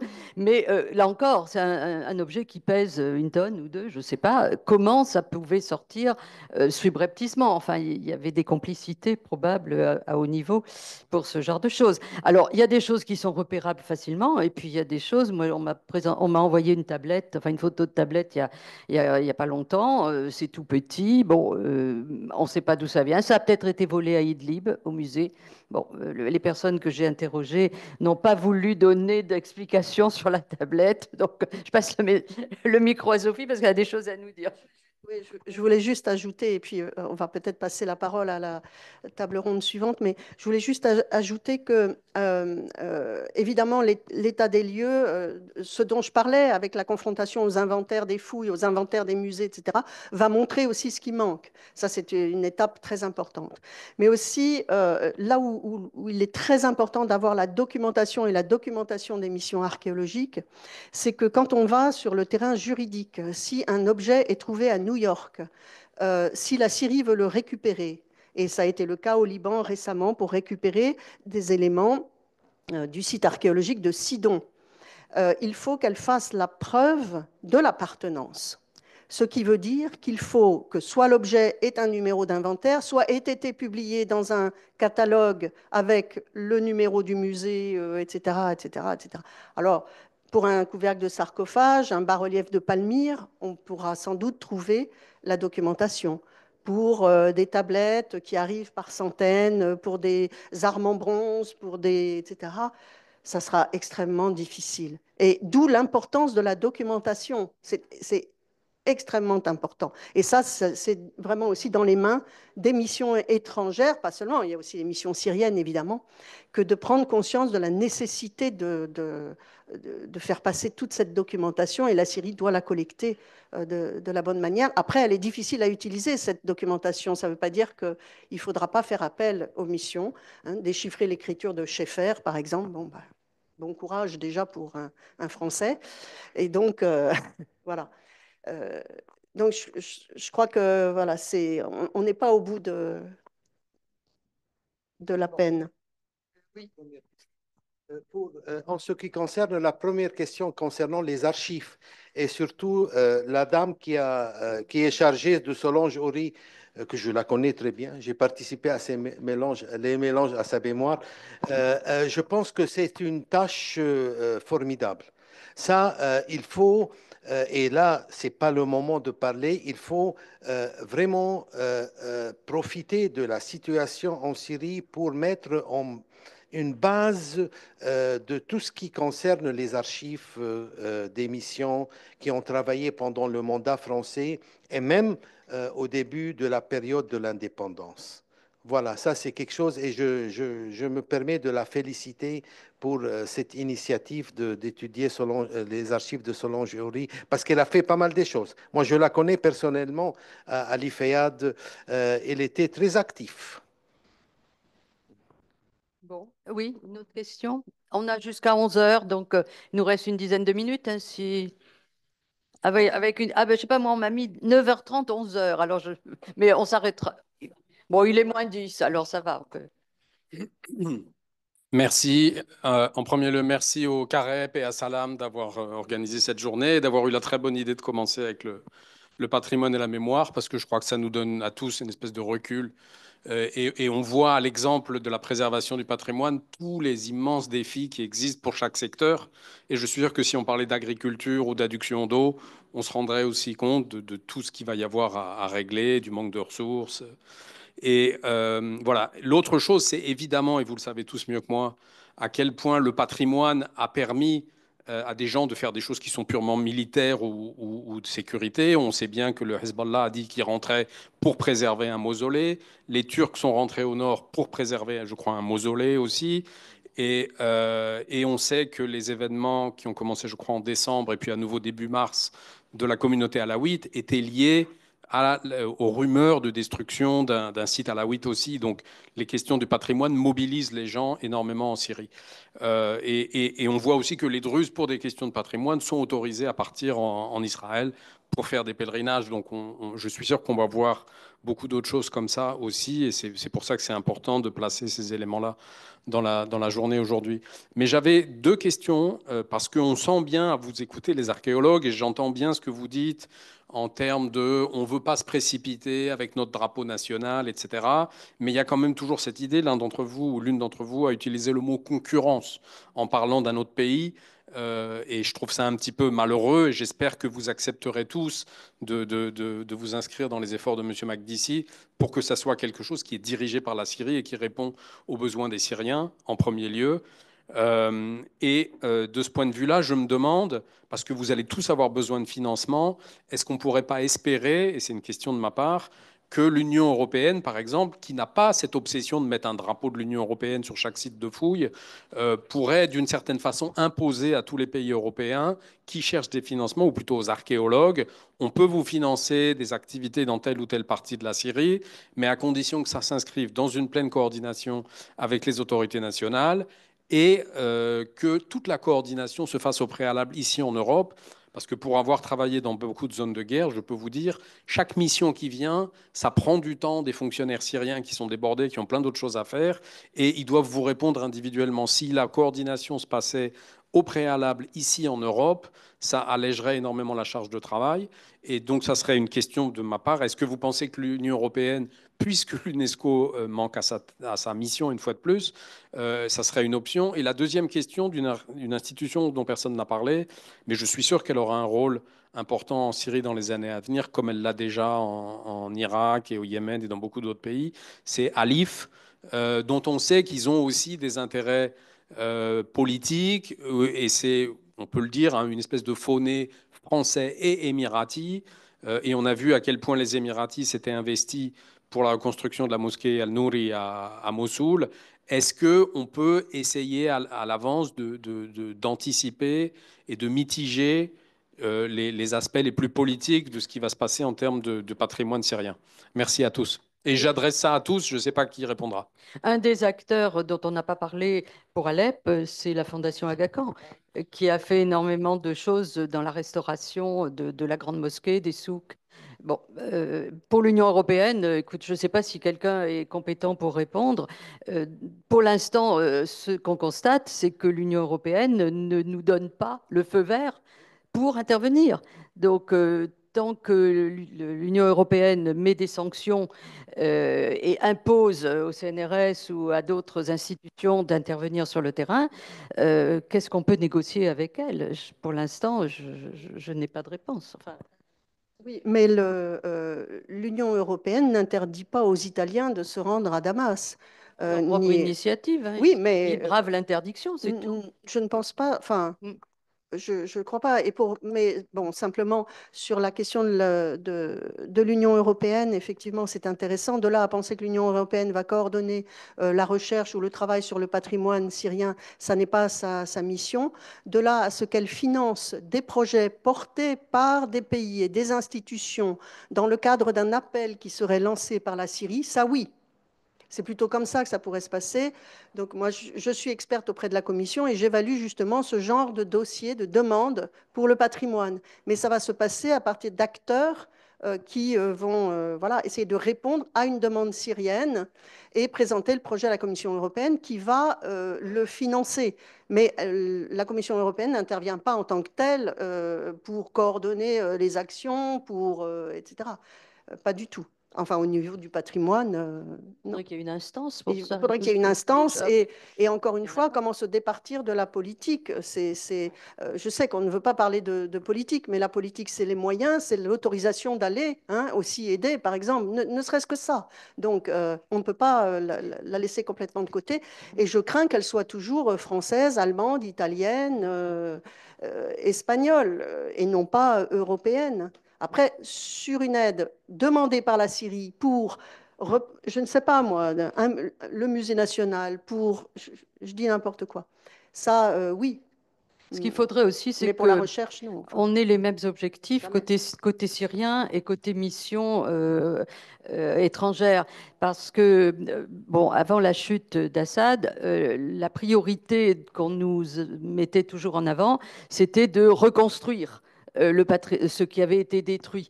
Et notamment, bon, toute la polémique sur Palmyre pour savoir si on allait reconstruire le temple de Bel ou pas. Bon, le régime était très, très favorable à une remise en état des monuments pour relancer le tourisme, pour bon, relancer une économie du tourisme. Et les missions étrangères étaient extrêmement réticentes en disant que bon, il fallait plutôt consacrer, si on avait de l'argent, il valait plutôt mieux le consacrer à fouiller des secteurs qui ne l'avaient pas été pour documenter mieux l'histoire, etc. Donc il faudrait aussi que bon, on ait comment dire, des objectifs communs. Parce que nous, on est prêt à aider, mais c'est vrai qu'on n'est pas prêt à aider pour n'importe quoi. Il faut quand même le dire clairement. Pour reconstruire le temple de Bel, non. Enfin, bon, moi, en tout cas, c'est ma position. Mais... Allez, oui, alors ce qui est, disons, Alif elle a été à Damas il y a 3 jours, 4 jours. Elle a rencontré la direction, ça veut dire le directeur d'Alif, et il a eu la permission d'aller. Ça, c'est avant, c'était interdit. Ils ne peuvent pas aller. Ça veut dire qu'il y a quelque chose qui se débloque de point de vue Aleph. Et j'ai entendu encore parler qu'il organise un grand meeting dans une semaine. C'est les collègues suisses qui m'ont dit, pas spécialement pour la Syrie, mais il y a dedans un secteur assez important, disons une demi-journée concernant la Syrie et quel type de collaboration Aleph pense contribuer pour disons, le travail dans le futur. Et l'AGACAN, comme a dit Madame Sartre, elle était toujours présente et même elle a eu des contacts récemment. Je ne sais pas quels sont les résultats, mais l'AGACAN, elle est assez active, spécialement dans la partie nord de la Syrie. Est-ce que encore une dernière question, peut-être? Oh là, ça se précipite. Ah oui, monsieur avait demandé depuis longtemps, oui. Juste une petite question concernant ce qu'a dit Madame Cluzon sur les musées, le patrimoine et ce qu'il va en être. ce qu'il en est. Est-ce que l'exemple irakien peut nous servir à une comparaison avec ce qui s'est passé et ce qui passe actuellement? C'est-à-dire l'état des lieux en Irak peut être utile à répondre à trouver des pistes. Oui, oui, ben certainement. Toute comment dire, entreprise de cette nature peut servir à établir celle concernant la Syrie, assurément. Et ça, ah, je pense que l'Irak est un cas différent. Euh, Déjà au niveau du patrimoine, qui est, pardon si nous avons des amis irakiens, qui est moins varié, moins, comment dire, foisonnant. Voilà. Donc il y a une complexité en Syrie réelle, hein, du fait de la quantité puis de la variété des choses. Donc ça va être plus difficile. Ça va demander des compétences beaucoup plus larges voilà, en termes de quantité aussi. Ça, j'y vois une grande différence. Et puis, les événements actuels de la Syrie sont certes bon, bah, des événements de guerre, hein, de conflit après la Révolution, mais on a eu des éléments de conflit aussi en Irak. Mais là, on sort de... Enfin, c'est un pays qui finalement sort d'un siècle de difficultés. Peut-être plus, je crois. Enfin, voilà. Je n'ai pas vraiment réfléchi, mais il me semble, parce que bon, quand même, les années de la dictature d'Assad n'ont pas été flambantes non plus pour le patrimoine. Il a été rappelé qu'Alep a été, voilà, par Salam, a été détruit, et bon, beaucoup d'autres choses, hein, et toutes les antiquités qui ont été vendues, c'est parce qu'il faut dire les choses telles qu'elles sont. Donc, je pense que, enfin, j'ai le sentiment que ça va être plus compliqué en Syrie, aussi vu la quantité des choses. Mais Moi, je voulais juste répondre à la question concernant l'UNESCO. Madame Chakour, ça fait plus de 2 ans qu'elle n'est plus à l'UNESCO et je crois que c'est la politique. Elle est retournée à Damas, elle avait un poste assez important à Damas même. Mais il paraît que le problème vient plutôt de la directrice de l'UNESCO actuelle, d'après les gens qui travaillent sur tout ce qui est antiquité. Ah ben, je suis ravie d'apprendre que Madame Chakour a quitté son poste à l'UNESCO. Elle l'a fait très discrètement, hein, parce que nous n'étions pas au courant. Mais parce que j'ai interrogé il n'y a pas longtemps Mathieu Guével, qui avait été longtemps proche de Madame Bokova, et qui m'a dit, bon, on attend, on ne sait pas, de toute façon, ce n'est pas nous qui décidons, c'est la Syrie qui la rappellera, le cas échéant. Donc apparemment, c'est fait. Bon, bah écoutez, tant mieux. Et quand vous avez... Ah oui, la directrice actuelle, très décevant. Très, très, très décevant. Aucune prise de position, aucune parole, aucun intérêt. Quand par hasard on la croise quelque part et qu'elle sent qu'on va lui poser une question, elle se défile à toute vitesse. J'en ai fait l'expérience. Donc, bon, non, je ne sais pas à quoi elle sert, hein, mais pas la Syrie en tout cas. Voilà. Est-ce qu'on peut imaginer qu'un pays prenne, je dirais, la tête pour former une COP patrimoine entre les pays qui ont des missions sur place, la Syrie, bien entendu, la Fondation Aga Khan, et vraiment pour faire en sorte qu'il y ait des études ensemble, faites ensemble? Peut le souhaiter, évidemment, vous avez raison. Une coopération complète de tous les acteurs, ça serait formidable, mais encore faudra-t-il qu'ils s'entendent sur des objectifs communs et sur des... Voilà, là on rentre à nouveau dans le politique. Bon, mais je crois que le problème de la Syrie, pour l'instant, il est lié au sentiment d'instabilité, pour l'instant. Bon, l'Irak peut apparaître comme un pays un peu rentré dans les normes. Il y a aussi, bon, en Irak, je ne sais pas ce qui va en advenir, mais les Américains finançaient beaucoup parce qu'ils avaient un peu honte de ce qu'ils avaient fait, enfin, bon, en partie, notamment dans les différents musées. Mais pour la Syrie, il va falloir peut-être attendre un peu que la situation s'éclaircisse et que bon, on ait un interlocuteur fiable, quoi. Voilà. Bon, ben, je crois que on vous remercie tous de votre patience et attention.